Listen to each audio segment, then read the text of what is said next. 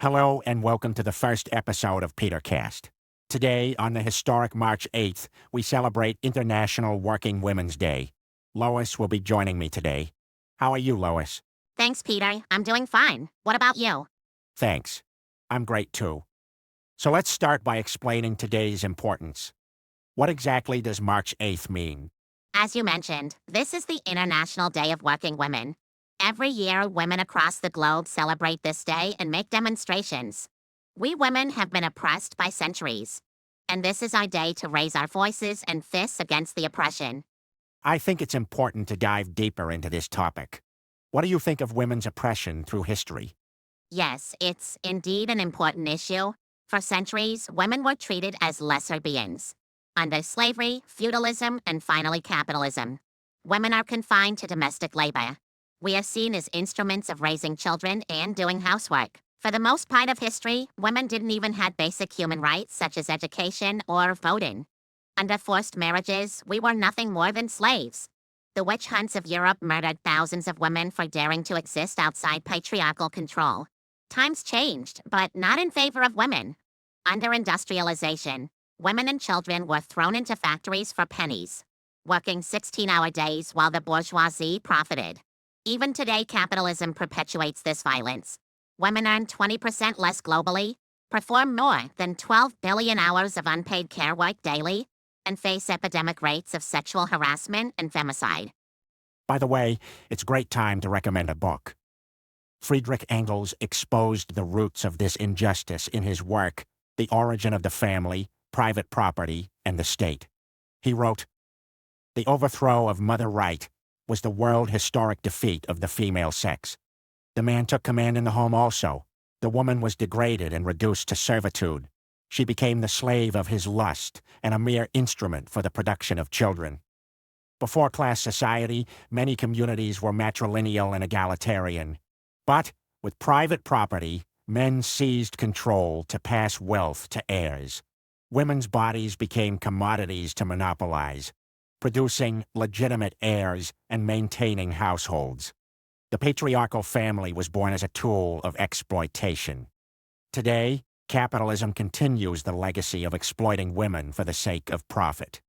Precisely. Capitalism needs women's subjugation to thrive. The unpaid labor of raising children, cooking, and cleaning subsidizes the workforce, reproducing labor power for free. Women's low wages in jobs like nursing or teaching boost corporate profits. And when workers strike, bosses weaponize sexism to divide us, pitting men against women, migrants against locals. But socialism recognizes that women's liberation is inseparable from workers' liberation. This shows why oppression of not only women, but of all people originates from capitalism, and the only solution is socialism. We need to take the burden off women's backs. We need communal kitchens, collective child care, paid leaves, and much more. The bourgeoisie won't give these as a gift. We need to take them with class struggle. Yes, but also don't forget that only socialism can bring these. There is no women's liberation under capitalism. This is why a day like today is important. Proletarian women must fight against exploitation everywhere. By the way, let's talk about the history and origin of this day. How and when did Women's Day organized? The first attempt to establish Women's Day occurred in 1909. Socialists of America organized it in New York City.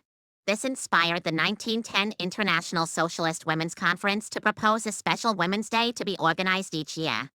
After that, women across different countries started to gather for this.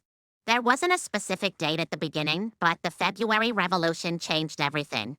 On March 8, 1917, women textile workers went on strike in Russia. Their slogan was, "Peace and bread." They demanded an end to war and suffering. At that time, World War I was ongoing, and it was devastating for the people. This movement by women workers ignited the flame of revolution. First, it led to the overthrowing of Tsar. A few months later, the glorious October Revolution occurred. With the October Revolution, the Bolsheviks seized power, and Lenin's call for all power to the Soviets was realized. Workers broke the chains of oppression and exploitation. But it was more than that. October Revolution was also a turn point for gender equality. Soviet women quickly gained their rights by revolution. Marriage was secularized. divorce by mutual consent was allowed. Soviet Russia became the first country to legalize abortion. Don't forget that it was more than just laws. Women's oppression was rooted in economic dependency, and Bolsheviks eliminated this quickly. They built communal kitchens, laundries, and childcare. Women were free from domestic slavery. All the burdens of the old system was taken from the shoulders of women and began to be handled collectively. Women were equal citizens both in law and in practice. That's why we say socialism is the only way for women's liberation. Before we close, let's summarize main points. We said that women's oppression originates from class society and private ownership, and only way for salvation is the revolution. What is your message to our viewers, Lois? Comrades, March 8th isn't just about hashtags and slogans, it's a call to arms. Organize workplaces, challenge sexism, and fight for a world without oppression. As Rosa Luxemburg said, those who don't move do not notice their chains. So move and break the chains of exploitation. Thank you for being with me today, Lois, and I thank all of our viewers for joining us today. See you on the next episode of Petercast.